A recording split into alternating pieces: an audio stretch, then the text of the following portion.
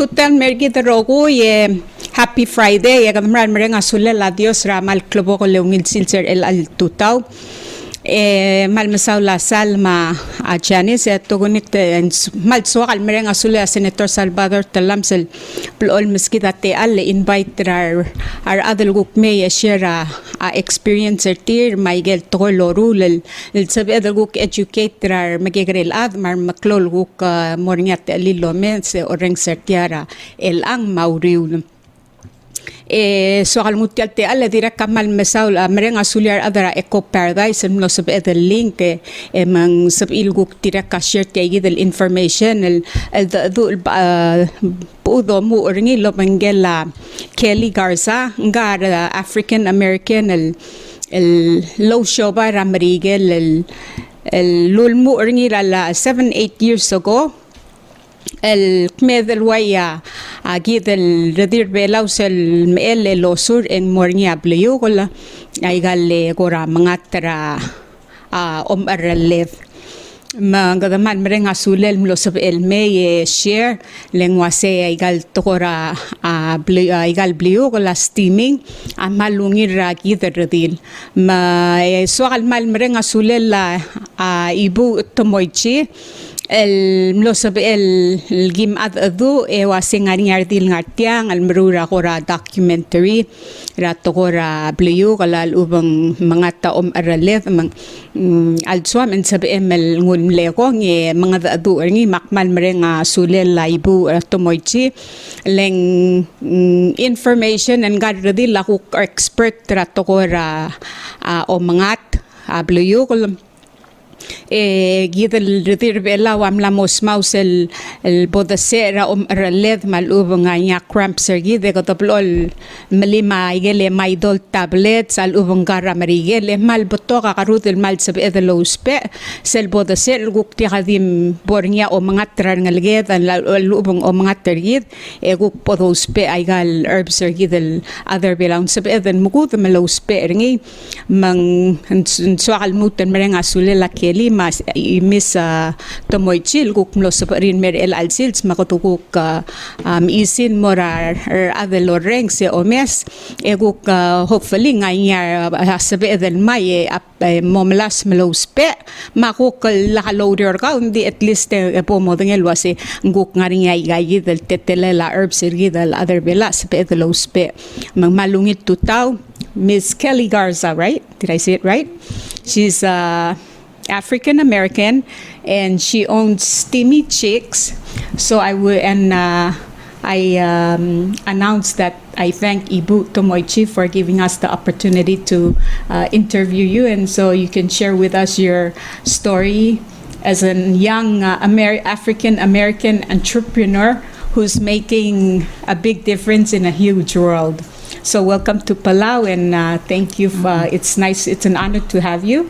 So if you can share with us, when did you start, what you're doing, and what's your business doing, and so our listeners can learn and hear some exciting news you have or story you have to share with us. Thank you so much for having me on the show, and to the radio team and Ibua who came along with me because I told her I was feeling nervous. So she came to sit with me during the show. I just want to say first, I've been in Palau for 1 month and I love Palau. I was actually supposed to leave last week, but I canceled my ticket. So I just love it here. It's such a beautiful country. It's and the people. I ask my little girls I have my 2 little girls, like, what do you like about Palau? They say everything, but the people are so nice, and that's what we've experienced here. So your kids are here with you? Yes. Oh, that's beautiful. My 2 little ones. So I came to Palau for a documentary project. A couple years ago, I was given a grant in order to make a documentary. And the thing that I'm most interested in is showing that steaming is something that is used around the world. So when I first heard about steaming, I heard about it from a Guatemalan woman from Central America who said that steaming is used in case of cramps. So I was like, okay, that's interesting. But I didn't have any cramps. So I was like, I just never did it or never tried it. But then a couple years later, I had a missing period. And after about like 3 months, like I just felt like I didn't feel like myself, like my hormones or my emotions felt like crazy. So I was thinking, oh, maybe this is because my period is missing, So then I thought, okay, I have to find a way to get my period to come back. And so I went to sleep with that in my mind. How do I get my period to come back? And I woke up and I remembered, I said, I could do a vaginal steam, We can use the word vaginal steam or pelvic steam. Here you guys say, oh my God. Yeah, oh my God. I don't say it right. I always get corrected, but you guys understand what I mean, I think. But I'm specifically talking about sitting over the steaming herbs, without anything on so that it can, touch that area and, bring herbs and circulation. So I woke up thinking, well, where can I find that? Where can I do that? And I didn't know anybody. And so I started to search online, and I found, at the time I was living in Los Angeles, and I found that there was a Korean spa that did that. Wow. And so now I was thinking, I heard that this was something from Central America, but now I'm going to go to this Korean spa. And I was like, isn't that interesting that it's from Central America and now Korea? And I'm wondering, did the Koreans learn it from the Guatemalans, or did the Guatemalans learn it from the Koreans? Because I have a master's degree in international development, so I'm interested in this type of, thing, right? And so I went and I did my steam, and I was speaking to the spa owner. Actually, she was speaking to me while I was doing it. Like, I was sitting there and she was like, so why are you doing this? And she was asking me a lot of questions, and it's like in the Korean spa, it was very social. Like, everybody was talking, and it was like not a big deal. People were coming and going out of the door. It was no big deal, and I'm just sitting there. I felt so shy sitting there doing my first steam. And they had a box that looks very similar to the boxes I've seen here with the hole in it. And so I learned that in Korea, steaming is used for everything, basically. So, but the first thing is that what the Korean spa owner shared with me is that steaming is used once a month after the period.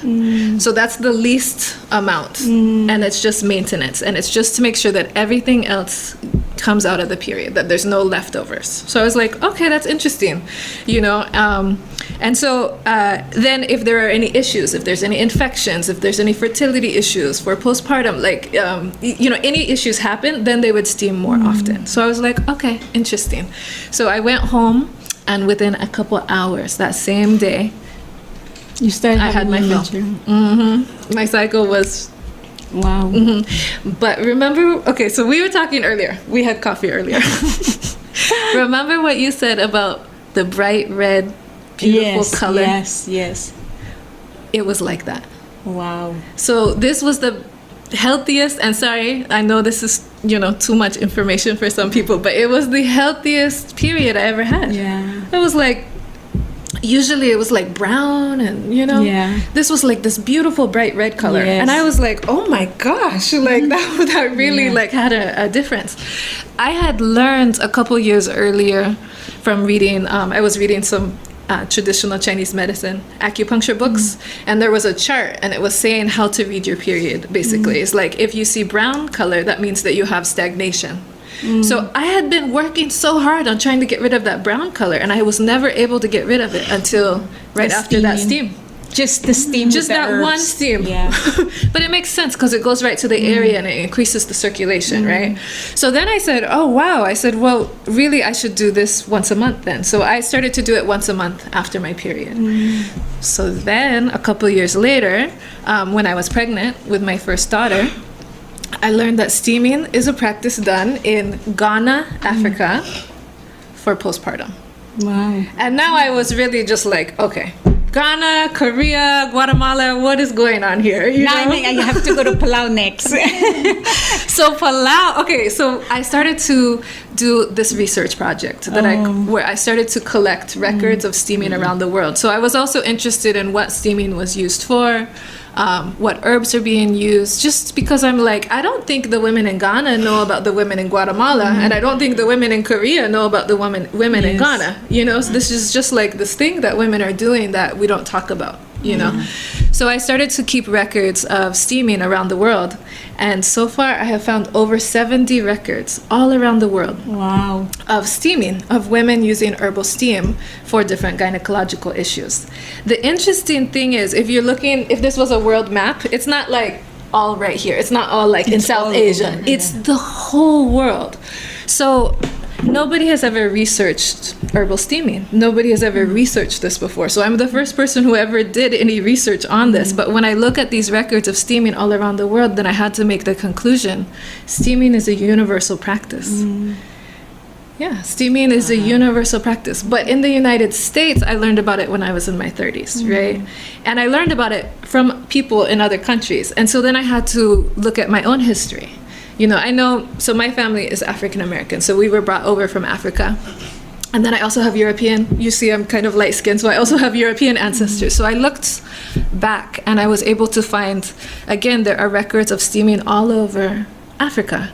And when you see the population that was brought over through Haiti, through the Caribbean, in the southern states, in the US, you find records of steaming. So steaming was something that was even brought over with the enslaved peoples when they brought it over, but it did tend to get lost along the way. And so now, as I'm learning about steaming and learning how to use it for myself, it's like a revival of the practice. For me, I also found European records of it. If you go back to the early European books of the first gynecological records, you find steaming with herbs. There's an old book from Italy in the 1200s or the 1100s called the Trotula, and every page is steaming. Oh, labor pain, steam. Postpartum, steam. Infection, steam. Fertility issue.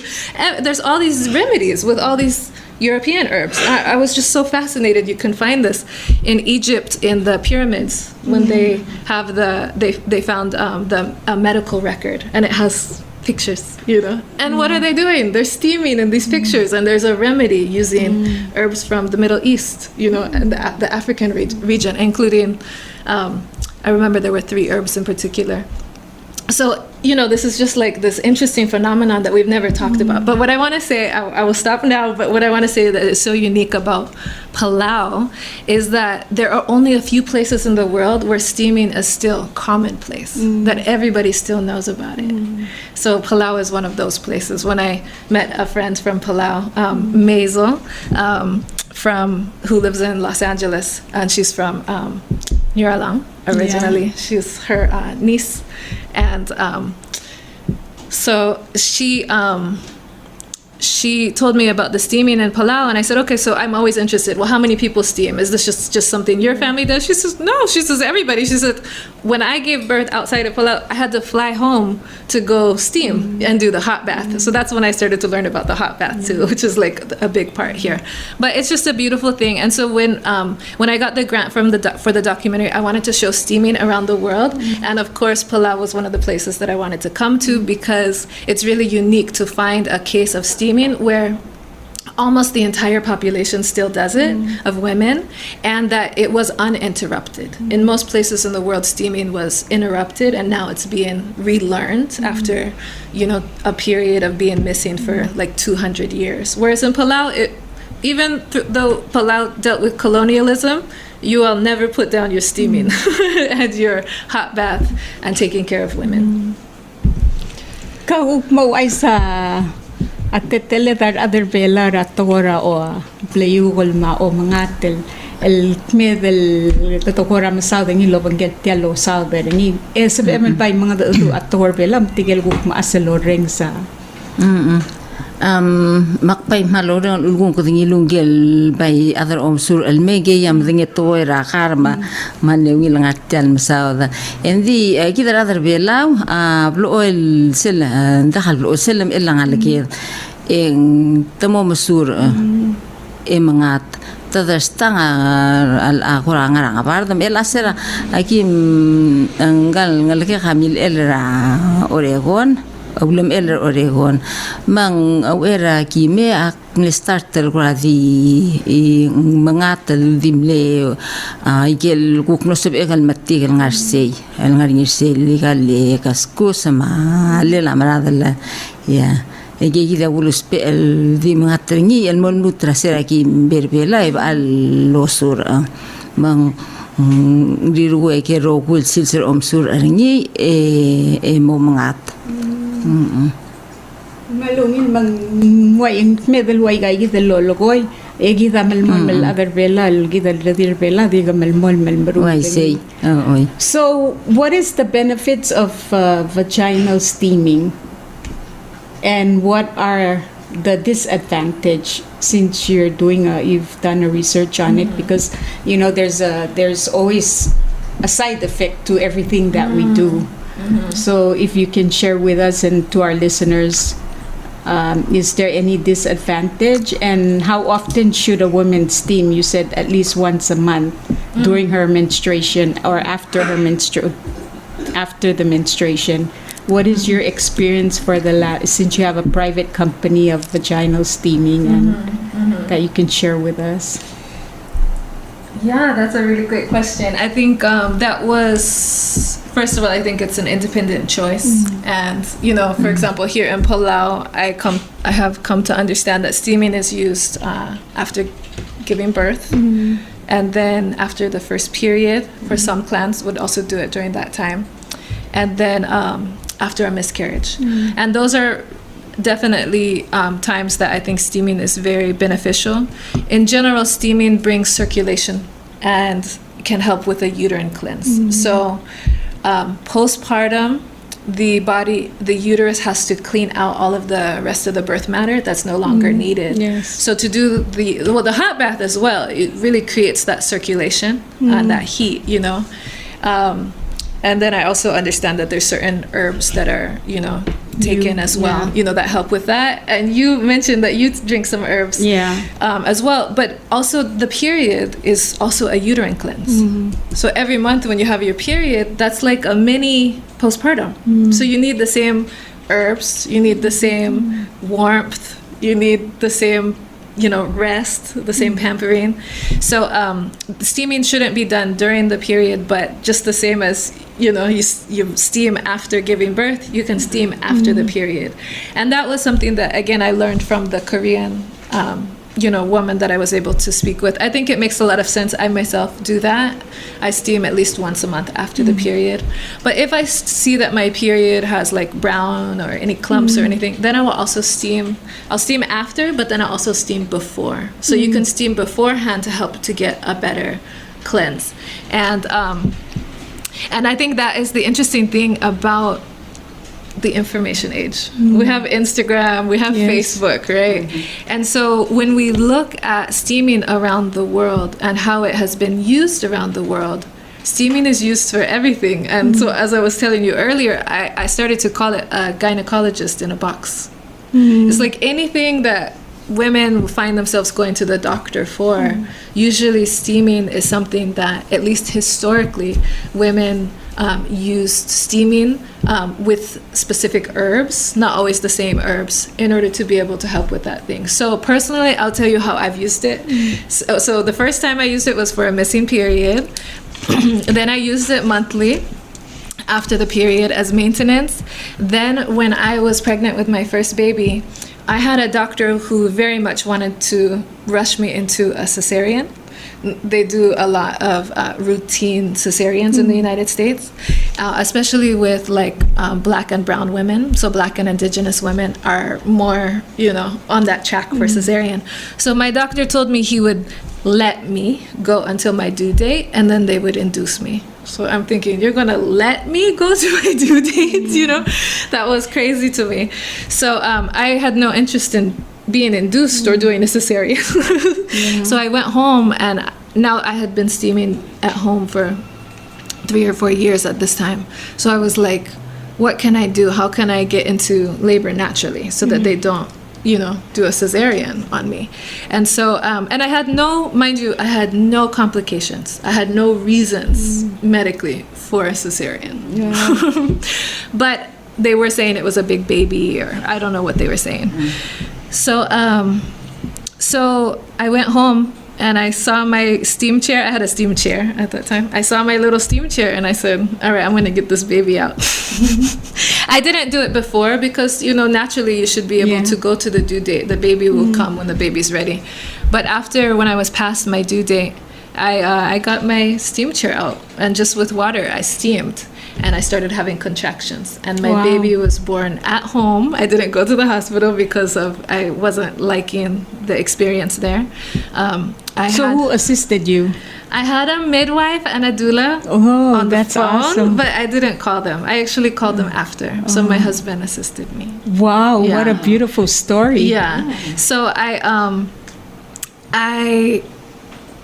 So, and also my best friend at the time is a medical doctor, a resident. She was doing her rotations at the hospital. So, and also the hospital was very nearby. So I wasn't just, you know, trying to do something dangerous, but I just said, okay, if I feel like going to the hospital, I will go there. But I really wasn't liking the treatment I was getting at the hospital. I didn't feel like they were treating me in a good way, you know? So I just, you know, I honestly, I delivered at home just to avoid going to the hospital and having those interventions that, you know, that they were putting on me. I learned here that the hospital has a no cesarean policy, which I think is so interesting, unless there's an emergency, which I think is so interesting. There, it's kind of like the opposite. It's like, we're going to do like the hospital that I was dealing with is just like, we'll do a cesarean and get it done. You know, it's just like, I knew that I was dealing with an environment that I didn't feel safe. So I steamed and I got that baby out.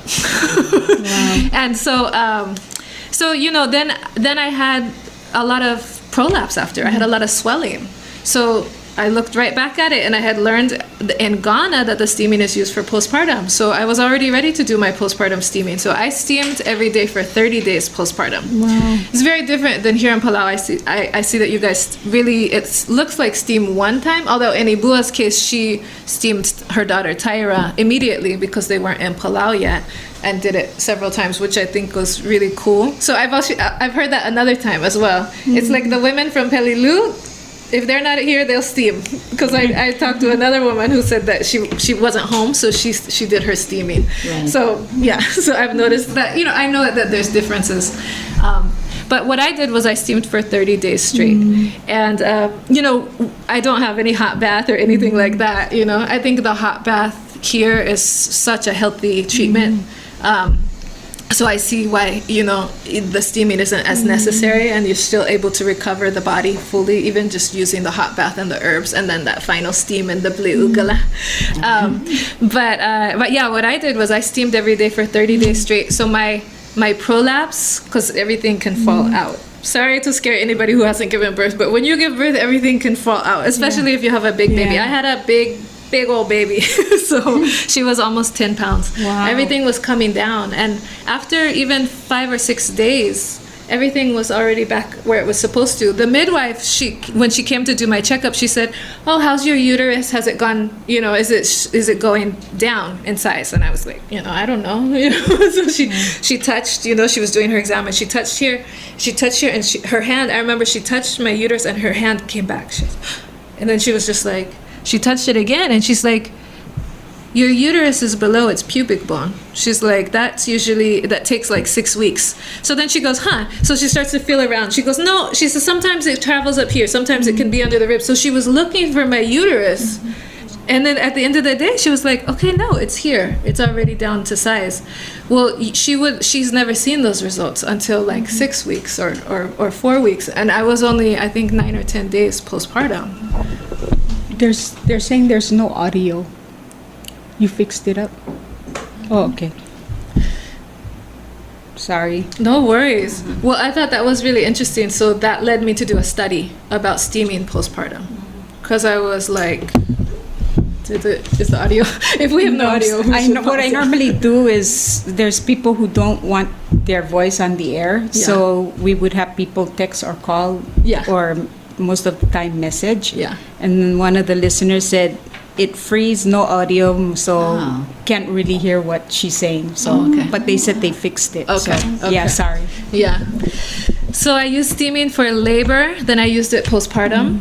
I used it for prolapse postpartum. And then when I did my next checkup, when I was pregnant, they told me I had 3 fibroids. So when I did my next checkup, I said, how are the fibroids? Are they growing? Because they had told me I would need to do regular checkups. They said, you don't have any fibroids. So I believe my fibroids went away when I did the 30 days of steaming. But that, I'm not sure. You know, I don't have the exact evidence of that. And then after my second baby, again, I used it to go into labor, and then I used it postpartum. But I had, after 2 weeks, I started to develop an infection, which is one of the danger signs. You know, it's something that puts moms at risk, you know. So I started to develop an infection. I was getting feverish, and there was definitely something wrong. I could tell with the discharge, something just wasn't right. And so I steamed, you know, and after 2 days of steaming, after the first time I steamed, the fever came down and the discharge started to clear and get more normal. And then after the second day, it was gone. My fever was gone. So I didn't go to the hospital to take antibiotics because I'm nursing, right? And I don't want to be separated from the baby, and I don't want to have to take the antibiotics with the nurse, you know, with the milk and so forth. Since I was able to steam and get rid of that issue, then I didn't even need to go, you know. And then the last couple things I will say, my daughter, when she was 5, she had some bump. She said, Mommy, she came out of the bathroom, she said, there's a bump down there, you know. So I said, okay, no worries. So we steamed, and after the 4th day, the bump was gone. And I was looking it up, and what we would have to do is go to the doctor, then they would cut it and drain it. So now I was able to use the steaming. So really, like, steaming and being able to steam at home is something that I feel like can be very useful anytime an issue comes up. And I'm not saying not to go to the doctor or not to use those tools, but even if you're waiting for a doctor's appointment, if you have an infection and you're waiting for an appointment, you can still be steaming. And if it resolves in that time, that will be wonderful. But yeah, again, I call my steam chair my little gynecologist in a box. And so far, I've been able to use it in a lot of situations. I think it's like, we can think about, like, if you have a cold or a flu, you know, yes, you can go to the doctor if it gets out of hand. But if you can drink some honey tea and some lemon tea and feel better, then you might not need to go to the doctor. I think that knowing how to steam at home, at least for me, has kind of been like you know, just a home remedy that I've been able to use, which has been, you know, very useful. And when you look at historically how steaming was used around the world, it was used in so many different situations that women, you know, need to go to the doctor for. So is this vaginal steaming similar to, like, when you go to the gym or the hotels, they have a steam and a sauna? It's almost similar to, but except it's just air and water or heat. Yeah, like all around the world, you know, different cultures have used full body saunas. Right, and I think full body saunas, we know, are good for the skin, are good for, you know, getting out any excess mucus and you know, different things like that. But it's like the Belau. The Belau I went into, which is near Lang, with at Ibua's husband's property. With Tyra, the new mom who just gave birth. Shout out to Tyra and Cody and Ikaika, the new little relative that was just born. I was so lucky that they invited me to come and observe steaming. Unlike Korea, I can just go to a spa and do it. Here in Palau, you have to have a family or some friends that would invite you. So they invited me to be able to see the hot bath and then the ceremony, the new mom ceremony, and then even the Belau. I went in the Belau for the first time. And what's so interesting about the Belau to me was that it was a full body steam. So you can go in there and not even do a vaginal steam. Well, even if you don't sit, even if you just go in there, you're just getting a full body steam. So to me, I would compare that to what happens at the gym. Sometimes they put those herbs in the bucket. And then you can either stand or sit on, or just stand over the bucket.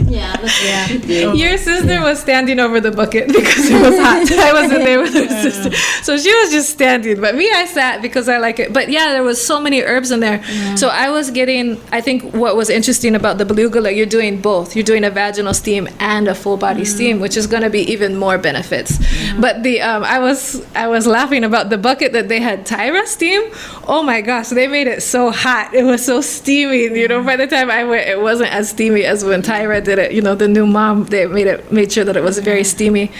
I thought it was so unique to see how the yucca, there was, and the steam practitioner was Ening, who was an amazing, She's you know, really steam good. practitioner. Yeah. So she had yellow taro to make it even Yes. more steamy. And then she was heating coconut husks and then using them to make it even more steamy, you know, with the herbs. It was really interesting to see. It was really fascinating. But I think there's benefits to both a full body steam and a vaginal steam. But when it comes to gynecological issues, any issues down there, you want to go ahead and get the vaginal steam, because now you're bringing the herbs and the circulation directly to the organs, to the uterus, and allowing it to clean out anything, or, you know, to strengthen, you know, the whole area.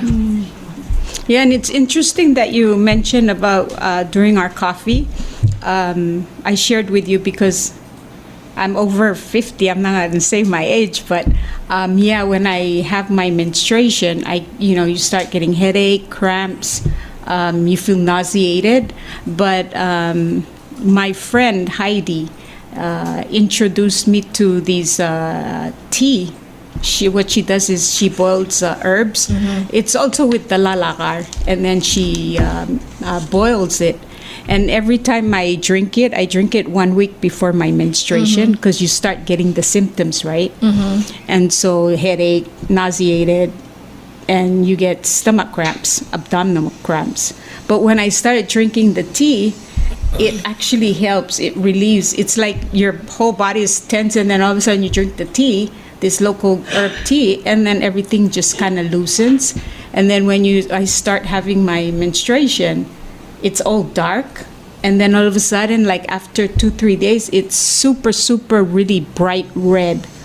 And I'm like, oh my God, because the last time I had my menstruation was like that was when I was in high school. But when I started drinking this tea, like before and a week after, during my menstruation, I can tell a big difference. And as you mentioned, it does really cleanse inside our system.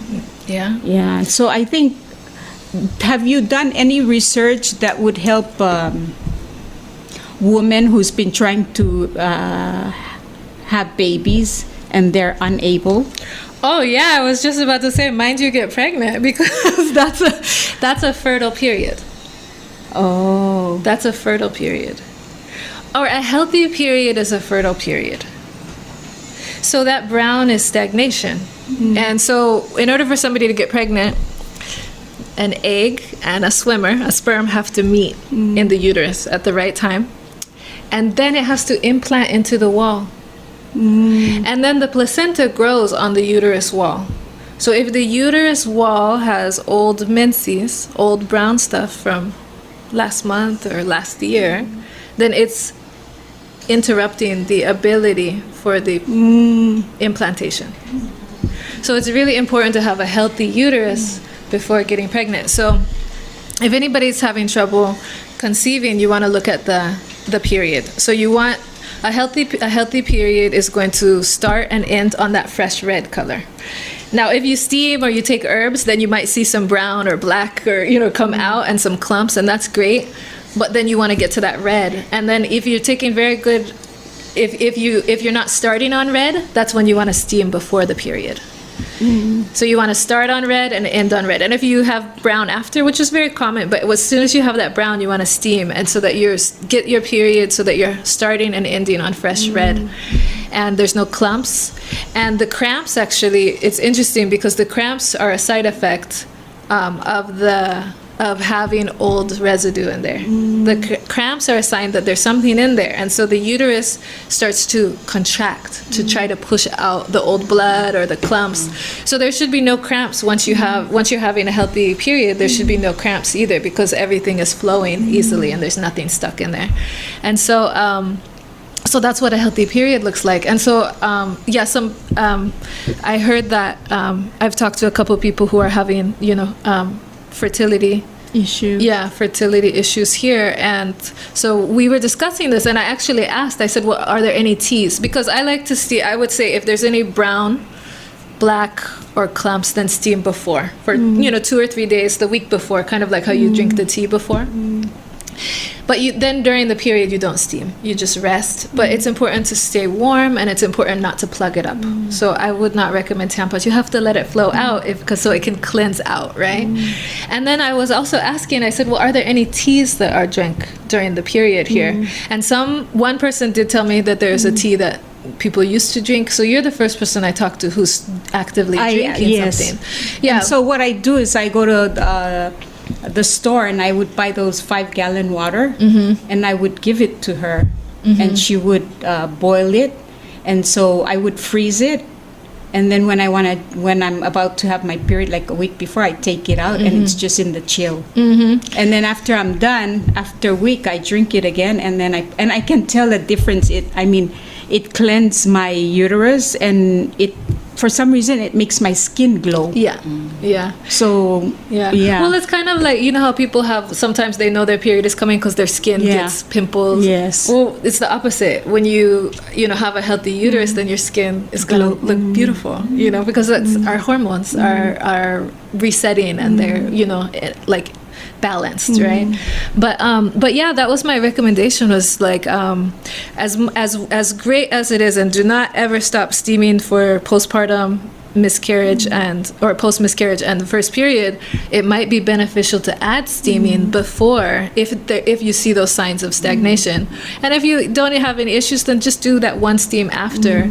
It can be very helpful at keeping that red menstruation, that very healthy menstruation. And then when you're ready to conceive, you will conceive on the first try.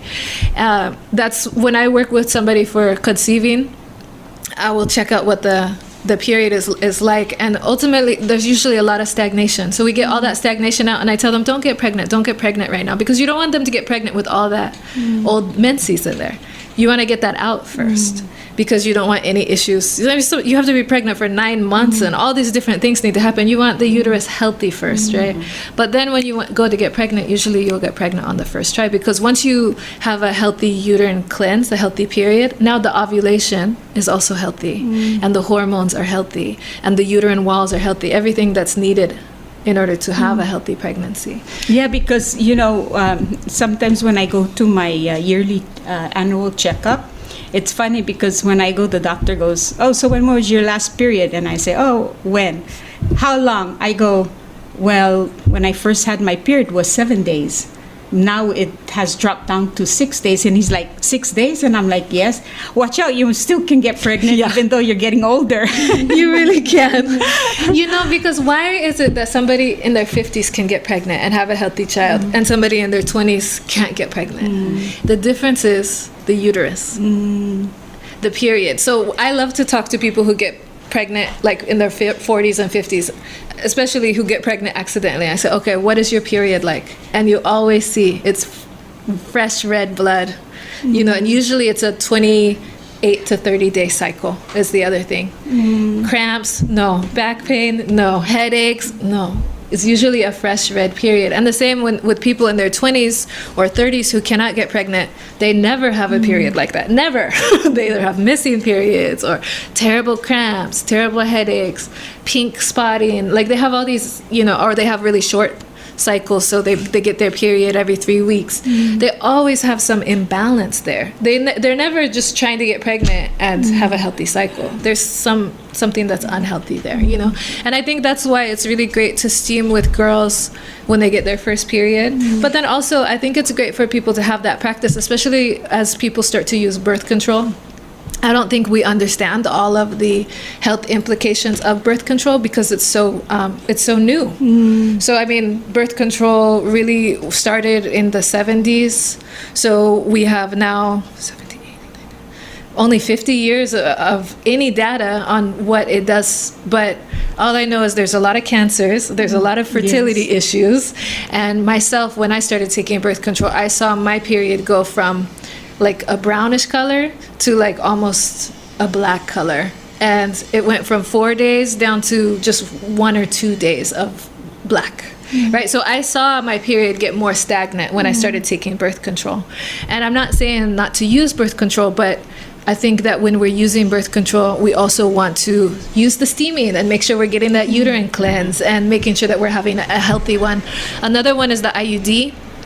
If the uterus can't get everything out, it can contract or it can flush. You know, kind of like if you're trying to clean something with the hose and it's not cleaning, then you turn the hose up, you're trying to flush it. The uterus does the same thing. If there's clumps in there, then the uterus flushes it out. So sometimes people have a lot of clumps and really heavy bleeding and really long periods. That's what's going on there, is that. And a lot of times when I talk to people who have those symptoms, they're using tampons, and they're ignoring their period and they're not drinking any tea. And, but you can have the IUD as well and do the steaming before and after to help get those clumps out and to help stop that heavy flow, where the uterus is trying to flush, all this stuff. Have you, throughout your experience and your research, have you used herbs that can actually cause abortion?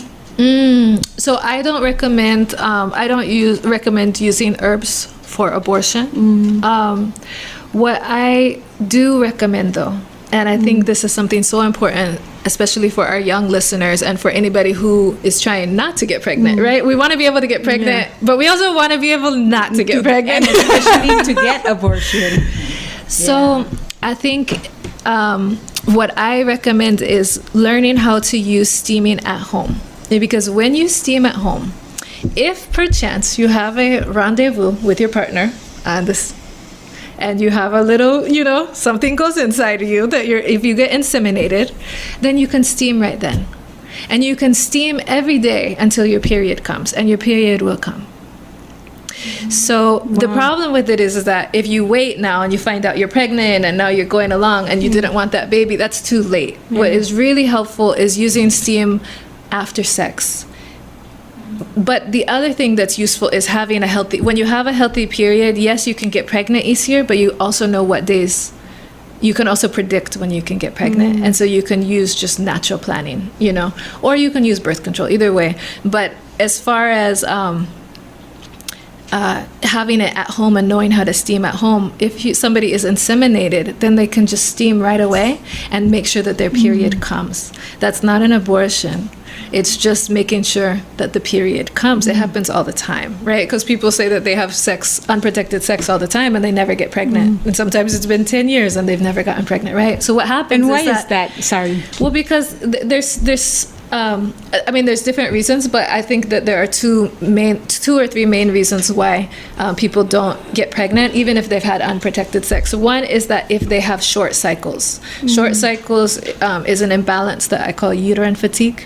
And so the egg and the sperm can be meeting, but the egg isn't developed enough. The egg needs 2 weeks to develop. It receives hormones for 2 weeks, and then at day 14 and 15, the person will ovulate during a healthy cycle. But during an unhealthy cycle, if their period is coming every 3 weeks, now maybe they're ovulating at day 9 or day 10. Well, the egg isn't developed enough. So even if the sperm reaches that egg, it's not going to be able to implant and do what it needs to do. So that's a lot of times when people have just I've talked to people, they're like, I'm 45 and I have never had, used birth control. I don't. And I have never been pregnant. Me right? too. I don't. Really? I don't use. So that's one of the reasons why. But I don't want to get pregnant. Yeah. But yeah. So then the other reason why is if there's stagnation in there. If there's stagnation, brown, black, clots, then it can be that the egg can't implant in the wall. And I think this tea that I'm drinking actually it cleanses a lot of toxins in your body. And because, when I drink the tea after my period, it's super, super bright red. And then sometimes on my next period, when I start having like cramps or headache, like a week before my next menstruation, then all of a sudden I start drinking the tea. And when I have my menstruation, then there's like thick clogged, super red blood.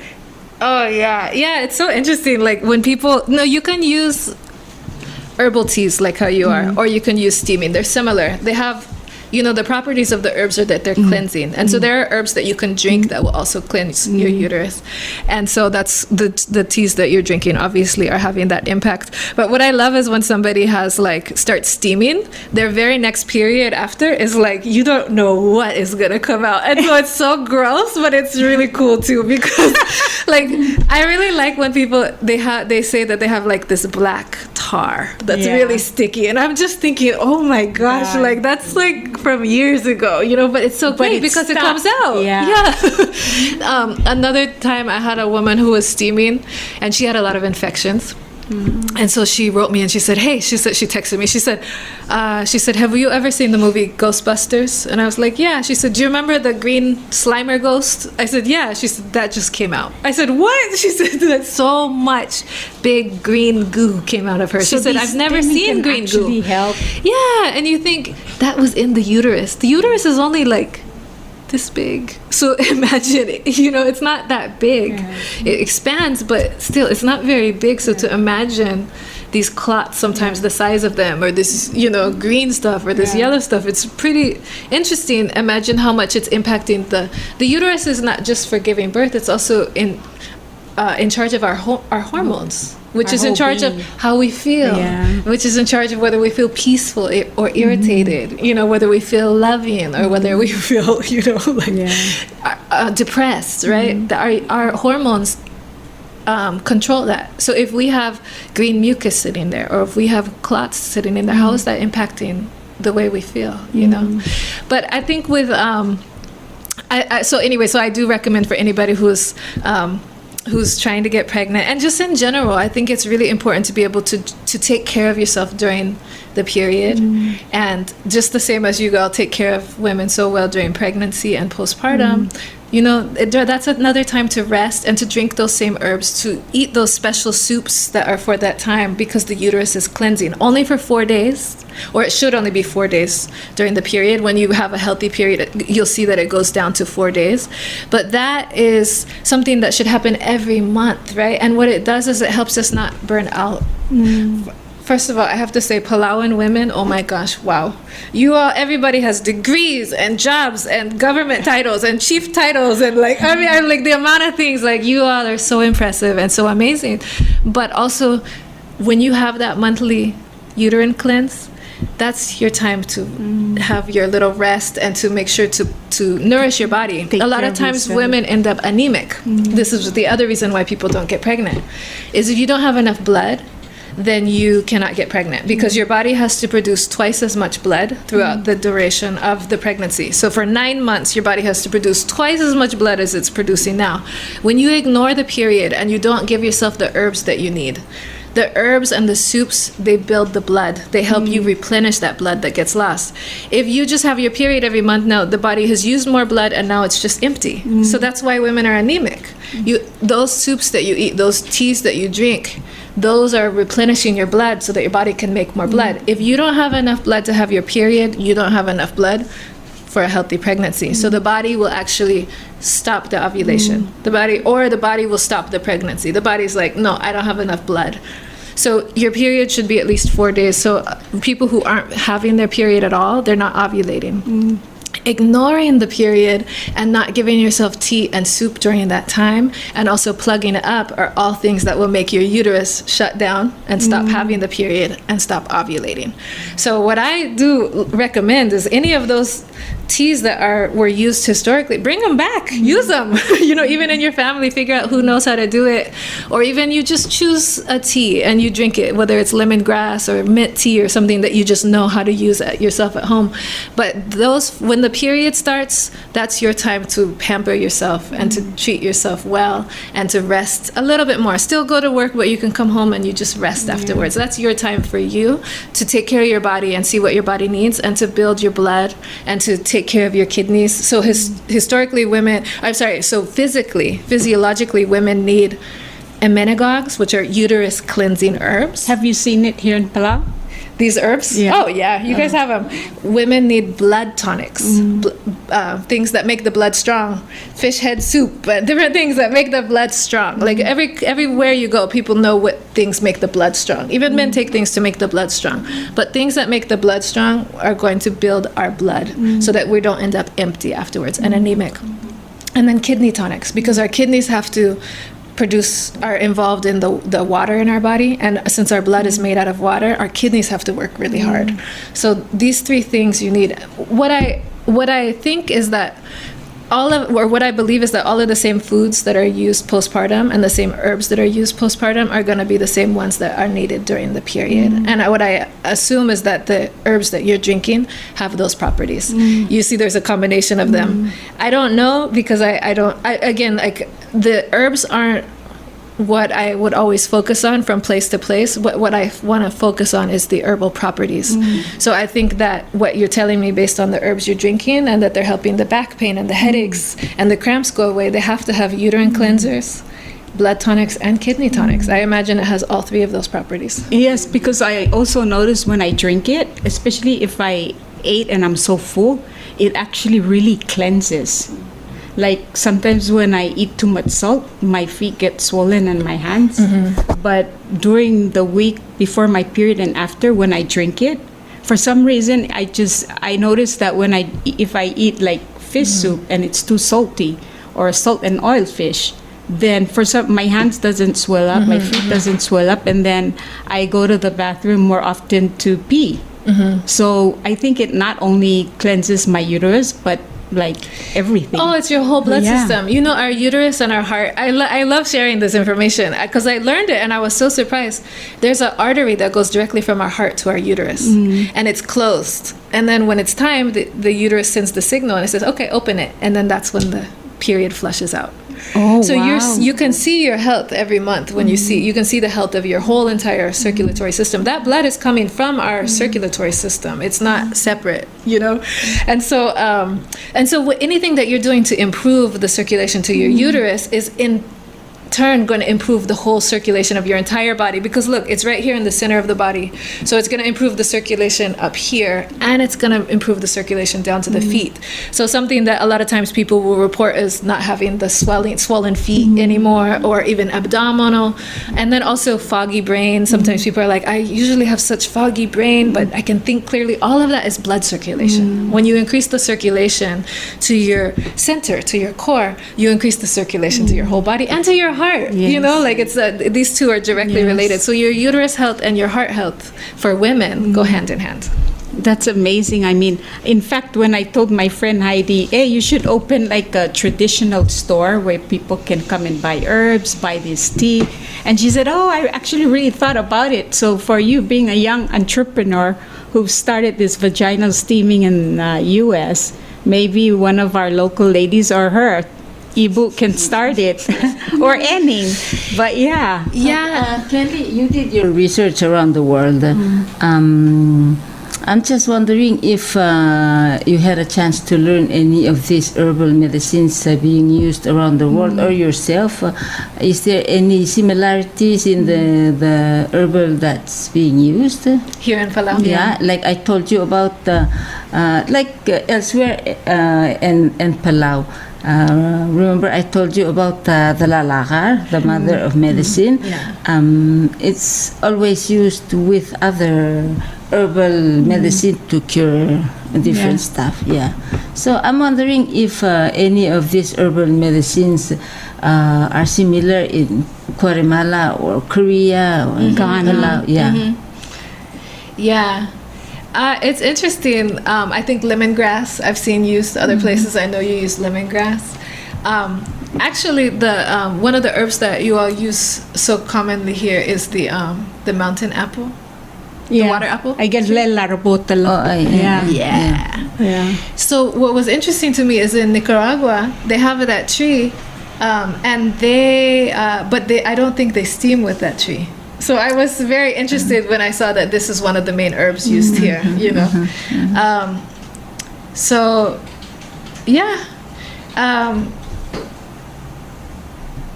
Like in Hawaii, for example, I live in Hawaii, by the way. So, like one of the herbs that historically was used for steaming is the tea tree or the key tree. Tea tree. That was the one you were. You know that one. You and your friend were. Yeah, fixing for Belau. Yeah. That one was used. Yeah, so I thought that was. You always use that. But the young one, they used to use the young leaves for that, for example. So I actually, just out of respect, because I understand that herbs can be very, the formulas can be family by family and secretive. I have not asked very much about the herbs. So I did see Aning preparing the herbs, and even I just look, but I have been very respectful not to talk about the specific herbs. I think just the one that keeps on coming up is definitely the mother of medicine and then the mountain apple herb. But I haven't spent too much time looking at, the different herbs. But because what I believe is, again, in the city, of course, people like to buy things, but I think that there's different approaches. It depends on the culture and it depends on the place. I think everybody should know how to gather herbs and, from their property. That's free, or from the forest, right? So just to know and to have some herbs that you can use, or even like when you bought the lemongrass from the store to steam with her, just know, a couple things. And then I think that girls should be taught what herbs they need, like that might be more appropriate here in Palau, because I don't know. So I think some of the traditional medicine women don't really like the herbs being sold or different things. I think anything can work. I think just what's most important is that our girls are given the herbs that they need during their cycles. I think it's important that girls are taught it from a young age. There are so many people that are like, wow, I wish I would have known this 20 years ago. Like, I've been, a whole week out of my life, I'm incapacitated. I can't go to work. I'm missing, school and all these different things. And I'm in all this pain, and I haven't been able to have any resolution until now. And I just think, what a waste of women. What a waste of our girls, of our time and our women are so capable and do so many things. Why should we have women sick on their periods? So for me, what's important is that girls are taught from a young age about steaming, and then taught to take care of themselves during the periods. And then they can even create that, at school. Like if I know one of my friends is on her period, I'll send soup to her house, or I'll go drop by with some tea, and you create that culture of supporting each other during that time. I think that's what's most important. And as far as herbs, if it's appropriate to sell them, then I think that's wonderful. And if it's appropriate just to teach people, or just to ask the elder in your family or the medicine woman in your family, that's also good. But I would say, go and ask, just like you're able to ask the person in your family for that tea, go and ask the medicine women for those herbs, and make sure to make that, to keep that as a common practice. Just as you all have kept the hot bath and the steaming and this, new mother ceremony alive, I think it's also important to keep the menstrual practices alive, because I think those dying out is also correlated with the fertility issues. I think that when you take care of yourself when you take care of the uteruses, then you have babies. When you don't take care of the uteruses, then that's where you can't have the babies, Have you have you done studies on the steaming? Does it help with menopause? Oh yeah, people like it during menopause. So there was a study done in Korea about steaming for vaginal atrophy. So my understanding is that the walls can get thinner, and then that could make intimacy difficult, or there could be dryness, that makes exercise or walking difficult. And all of this, can impact like intimacy and relationships.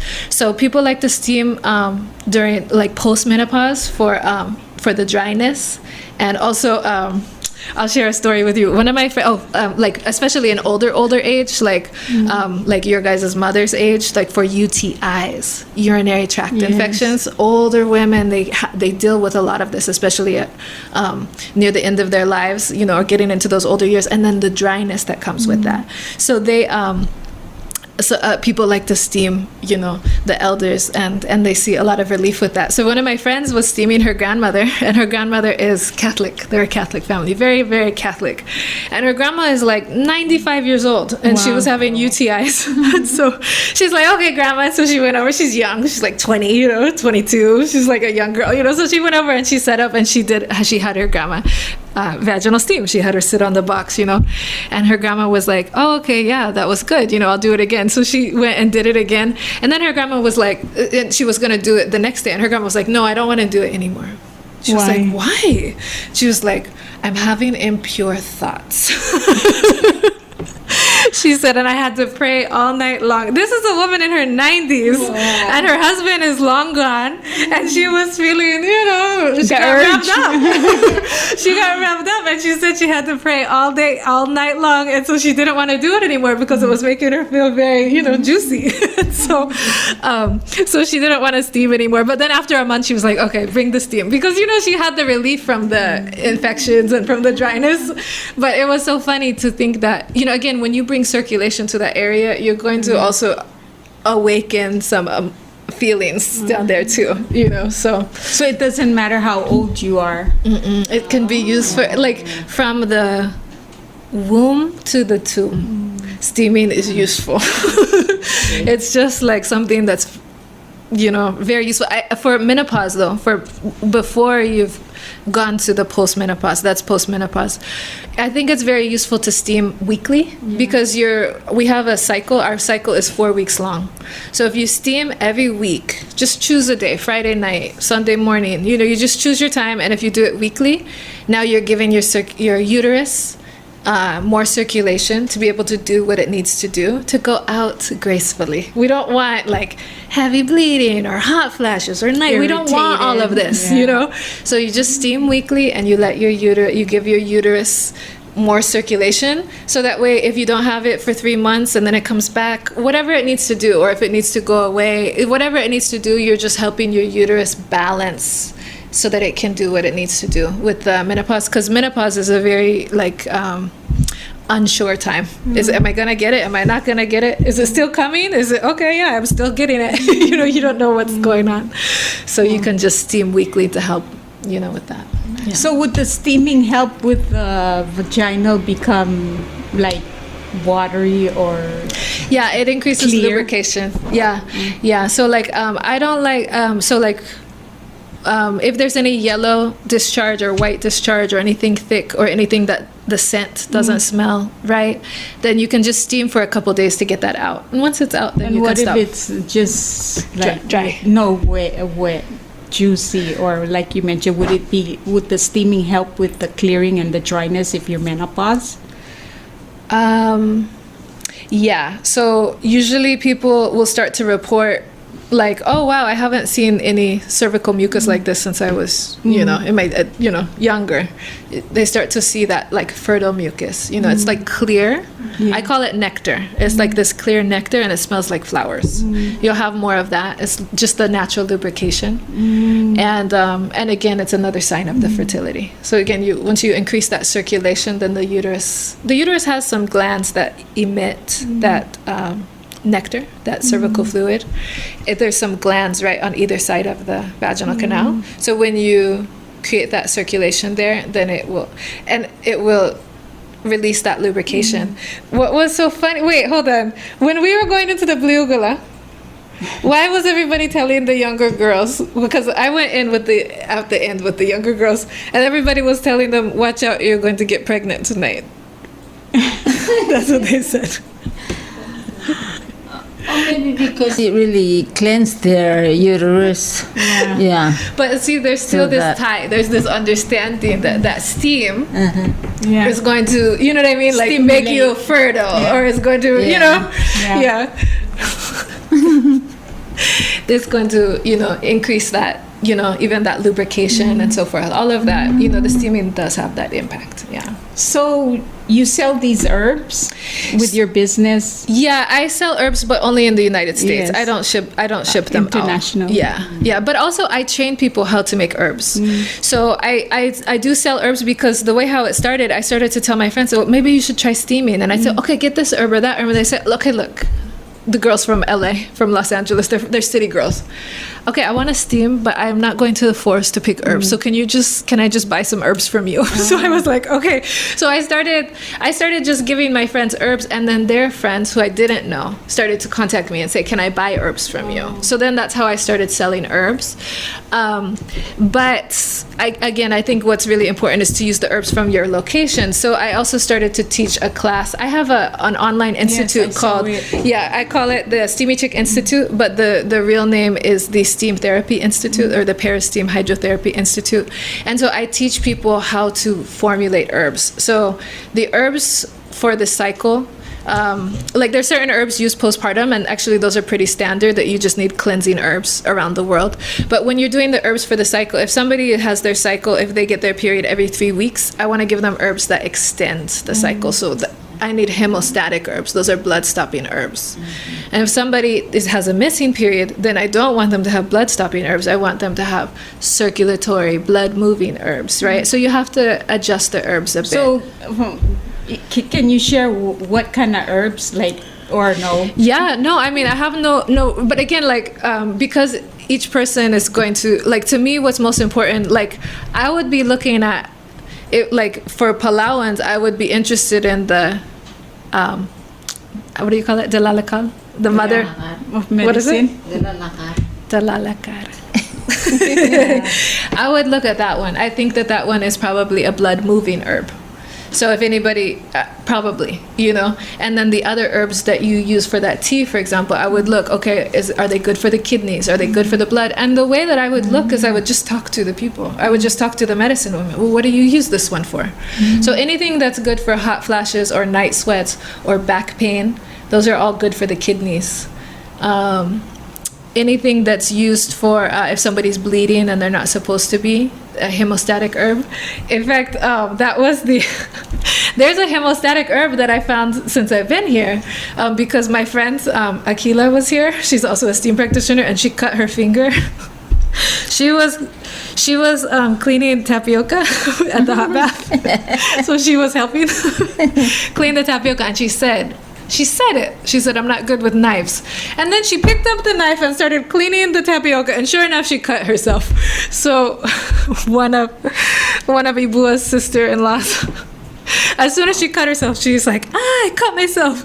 And then so next thing I know, the betel nut package came out. Yeah. She opened it up, and she took the leaf and she started chewing it. And putting it as a... She put it on, my friends. And Akila screamed. She screamed. She's like, it stings.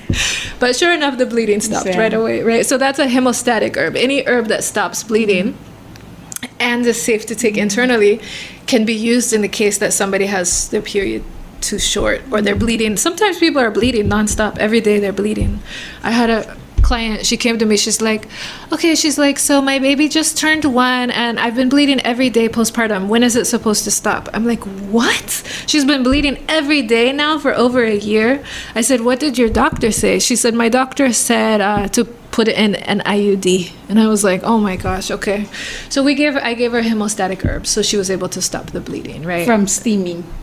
No, I had her drink them because when somebody's fresh bleeding, I don't want them to steam at that time because it would cause heavier bleeding. So I gave her the hemostatic herbs internally, and then once the bleeding stopped, then I had her steam with hemostatic herbs. Then she was able to get a normal, cycle. So to me, what's most important is the properties of the herbs. So I would have to actually learn more about the herbs here to see if I could figure out. I mean, you could always find out which properties they are because you just figure out what they're used for, and then you will know. But I leave that to you all because there are really terrific medicine women here, and there's so many. You all are really so lucky. Indigenous people all over the world have lost their medicine women, and here you all still just have them, and they're out there collecting herbs, and doing the hot baths on everybody. So it's really have you ever done throughout your travel throughout the world and your research, have you ever looked into spiritual cleansing? Like there's the witchcrafters, and have you ever experienced like the medicine man or the medicine woman spiritually cleanse the spirit? Yeah, I think it's really interesting. Sometimes steaming goes along with a spiritual ceremony, and sometimes steaming is very social.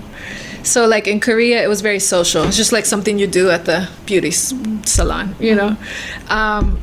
Palau, I'm not so sure. I would say it's pretty social because when I was in the Blue Ugala, it was like there was music playing, you know, and everybody was just laughing and talking story. And then like there are other places like where steaming is done more as like a spiritual ceremony as well, where there would be like, you know, prayers and certain chants that would be done and like calling in the ancestors, because, you know, when the uterus is the first, it's where the ancestors come through, right? It's where the spirit would first come to the, you know, it's where the babies come through, right? So it's the connection between, you know, the world of the ancestors and the physical realm. Like that's the first home, is the uterus, right? So so there are a lot of beliefs around that kind of thing, that, you know, when you steam and when you are opening up the uterus and help like improving the health of this uterus, it's like now you've created like a healthy space for that connection between you and the other world, you know. But I just want to say that I am not a spiritual healer, you know, but I just like to listen. I like to learn, you know. And like when I went into the Blue Gula, I didn't know, I didn't know if there were going to be prayers and so forth, you know. Like I do have some Native American friends from home, and I've gone into the sweat lodges, which are full body sweats, very similar to the Blue Gula, and it's very serious in there. Not like no music playing in the background or anything, you know. And there's chants and, you know, different things that, you know, that would happen. And It's almost like those American Indians. yeah. Yes. Well, they consider the sweat lodge that they go into, which again looks very similar to the Blue Gula, they consider it the womb of Mother Earth. So when they go in there and then they sweat, it's like, you know, now you've been like reborn when you come out. You know, it's like a spiritual cleansing, you know. It's interesting how you mentioned that, because when you, even just the Bluyugul itself is almost like the womb of a mother. Yep. Yeah. And it really looks like when you're trying to when you come out of the Blue Gula, when you see somebody come, it looks like they're Like being the born. small door is the vagina.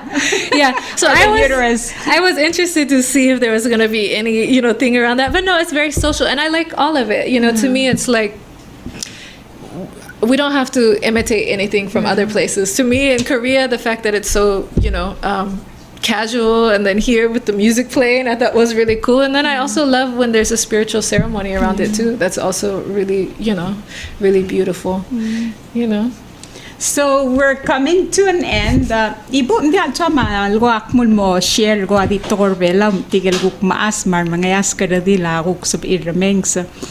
And then we'll give it to you, and you can share with us your closing and your website if they're interested, and our young Palan women who live abroad, if they're interested in ordering, since you only send within the US, maybe they can go to your website and order herbs and steam at home. Okay. So, yeah. man sulang a Kelly e dire kan mal me witte al do that we met her e mga adu ringi lugu kuma mdengi ai gel to ko nya maru le kada marallom ta sura se digi dar atar belawa amru lai gai ki der kwa o mga ta lengar dim la kudinge lo aset tangan yar ku pebira blul adara blul adal doing the same thing. So ndire hal malungi le dire hal okmo ku kariate ele dam ku sebe da ko asu ba ke ki der ko pebira harir matre tele le lo spe mel sebe del ku ko spe ra balwada o ndire hal margora ungilem sisi e to hada lo mra balwada aku mra lo asing dire hal amalungi gar ndi ku ta hado dinge lo asing ai ga sebe del spe el ku kurulang klel mang amra umak tira kal margora ungila rungul gire tel to lo ruringi lo tel lo goringi lo asen katengel al adru lia research ai ga iki mang aktira kal margora so hal falo ringi mo meselo asen war el sa gora abes mar su edel ku kura asu bud expand el lo ngase ora ga del to era o mangata ma roller belau. nga malungil direct ako ramlo mentioner sa igi el tokora la robot la gagi del wase sel blura kana di hal ngaringin ding di halo spare tial do spare oi mangral amazing mal ila kida umisin del batuha القرور la garos el rakter egdo spera la la garringi makra wander se ulma kulege ni akwa se kra wander se gar baby la blungari ospera la la gar dire elang geida Chris Ragi Dr. Chris Kitalong at the Palau Community College. I don't know if you should swing by and stop by. They were doing a research on mother of medicine, the lalakar. And so even they started like a grant program with people who have diabetes. Yeah, so you should check it out. Dr. Kitalong. Chris Kitalong. Yeah. So di ako maral masulang maral masaul bayno sa pedal at adu kung kalme mangguk share ay gelot ngeye hopefully are magyagare radil matigel adil ngalgira katingin asmera buila mo sa baril sigia ning ang geway semal masesel el maratakare masura ngalaget mang hopefully ning akuk sa el helper til gukti arala aluul langang plola ira are tokmla sendi alungi charge matagura di milu lola ba odoy maonral mang hopefully any nga sabi el di Allah hal mind e pol sab irar magkakari do dir Belau tigel guk ti hal sab aril mom el matigel dis mera buila sab il kontakta any mangguk marata kadrin nga ingel sa aligara hay dira masahirol dira kamal madu el marura ay gay gidel ti hopefully hay di sab el ko ngel mo marulay gay gidel guratir wal lemonade marwasaw sab engko kremulatin mortigay gidel dilil soril lom arle ay el al blue laving kulto kaya di o aral alun man na mumring laral may gal aral la cellphone argid hopefully nga tigay gidan maasal marava karamral sa pail mol nga sewe pay mo lo mo trara magit makutuko ko maar el kukway gid el kuk ti kato ngay gid alup ta prepare ay gid el ti alup ta sabil I'm sure sa polusur ang alagem me kom loraget mo kom ratakar mo kom tiset mal mura magite ultra ol si sakartigel mom arma se o kadi malngol samgal de you know I see magamaral masaw label no sabi malngwa Kelin May so Kelly the floor is yours. Tell us your website if they want to contact you and our young Palauan women who live within the US. Maybe they can check out your website and hear what you have shared and they can order herbs from you. And I'm sure when you send the herbs, there's instructions on how to use it. By the way, how long do you boil the water when you're steaming? It depends on what herbs you have in there. Okay. Yeah. So but the minimal is... Yeah, for stronger herbs like roots, you boil it for longer. But for leaves, a lot of times you just you bring it to a boil and then you can put the leaves in. And then you can steam. Yeah, and then you can steam when it's a comfortable temperature. So my website is steamychick.com and I'm also on Instagram at steamychick. And how about Facebook? Yeah, okay. So actually recently some other friends, Tarita and Bong, they helped to organize a conversation that we had about steaming called Beyond the Blue Gala. And we had it at the Civic Center.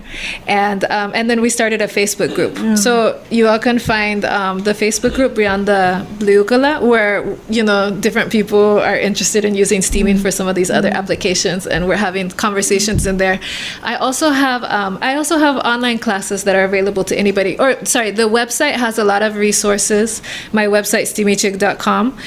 On there, I have a free class about womb cleanse care, uterine care, and periods.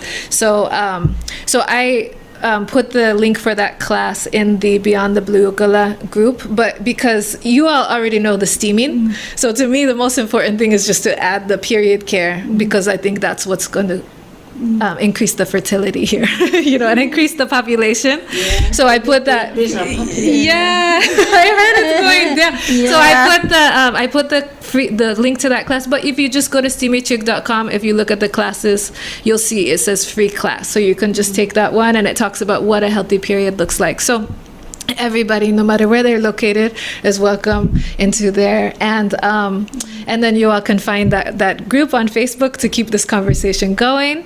And then also my online classes are up, and that's the thing where I have the easy to make steam herb formulas and different information like that. If anybody is interested, to me the most interesting thing would be for people to take these classes. And I have a certification program, so I would love to see the first Palauan practitioner certified. It's gonna be, again, the medicine women are already here for doing the postpartum care, but this will be around menstrual care. It will be the part that that would help. So if anybody's interested, just send me a message on Facebook or Instagram, and I will be happy to give a scholarship to any Palauans who are interested in taking these classes. Thank you. Yeah. So how much are your classes? How much does it normally cost? They're like so my first certification program with the scholarship is like $300, but I for the Palauans that are interested, again, you are welcome me to your country and let me come and observe these, and have been so good to me. And anyways, I would be happy to give community scholarships to anybody who's interested. Yeah, so like nothing. I would just be happy. Again, I don't know if the information will be useful, but if anybody's interested, I would be happy to have you all in the program, in the classes. And then my herbs, yes, my herbs are available in the U.S. But right now, actually, I put them on pause for a few months, so I will probably be starting them again because I'm here. Yeah, you've been here for a month. Yeah. But you can go to my directory. I have a directory of all of the practitioners that I've trained. I've trained over 1,200 practitioners worldwide, and so. You can find the practitioners nearby. A lot of them sell herbs, or they sell steam, seats and, different supplies that are needed. Steam robes and, all of the different accessories. Wow. Yeah, so you can also go to the directory and find that. Would you be interested in getting herbs from Palau to the U.S.? I think Palau has to keep the herbs here. Oh, okay. I would say, because I was hearing that, you have to, the Ening was saying she has to go farther and farther away to find the herbs. So we definitely don't want to send the herbs out. We want to leave the herbs here and make sure that they're getting, replenished properly. Yeah, that would be if there's excess, of course, then that would be great. But I think that, to me, I think it's always the most effective when you use the herbs right around you. So even when I'm here in Palau doing my steam, I'm using what I find here. I'm using the herbs that I find here. So how do you steam now that you're away from home? So our listeners can, not everybody can just go out and buy a plywood and then make their small box. No, you can really just steam, wait, if you all can see me. Yeah, you guys can see me. You can take a pot like this, and you can, if these are my legs, you can just put your legs on either side of the pot and stand over it, or then you can go down onto your knees. You just have a pot. You can boil some water. You can do it even with just water, or just like the Belau, put a little bit of salt. Yeah. And you can just put your knees on either side, and you're steaming just like that. You said a little salt? You can put a little salt, or you can put lemongrass or some mint tea. You can even use black tea or green tea. You can use just whatever you have and steam anywhere.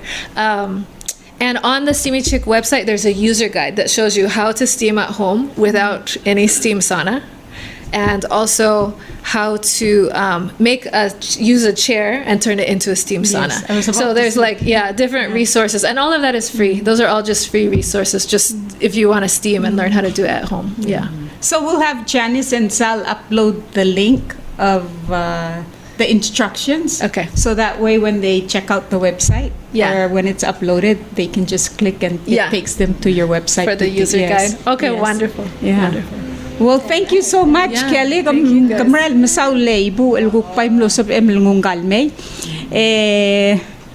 Hopefully our other lomes orang sertiar magagaredir mar maklo mangagito asingaya 95 argil maasal dirakal blade steam maringi mang katamral masauray gayidal information katamral Guatemala mo western emla obes ay gal tiginget mauguru rigidal bay ditada isabedal dimral moragete maradakar Magadamral masaw ragal gukpay no sa emelungal may mangguk mutal reviver say gidal gorati swal modramid oy Lang katong tas luwasi.